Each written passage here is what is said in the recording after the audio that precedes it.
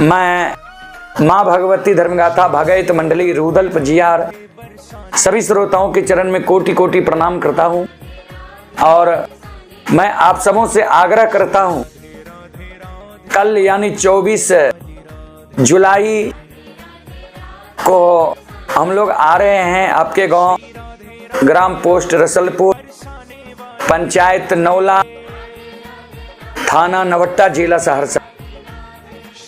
विजय बाबू भगत व वार्ड सदस्य के दरवाजे पर, वार्ड नंबर 12 में, और वहां जो कार्यक्रम होना है वह श्री पप्पू यादव ठेकेदार, ग्राम पंचायत घोघसा, थाना सिमरी बख्तियारपुर, जिला सहरसा के सौजन्य से वहां कार्यक्रम हो।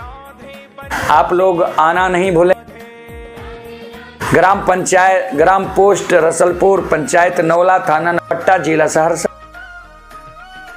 24 के रात में कार्यक्रम होगा और 25 के दिन में कार्यक्रम होगा। रात में 8 से 11 होगा, 8 बजे रात से 11 बजे तक, और दिन में 10 बजे से 2 बजे दिन तक कार्यक्रम होगा। आप लोग आना नहीं भूलें, आप लोगों का इंतजार रहेगा।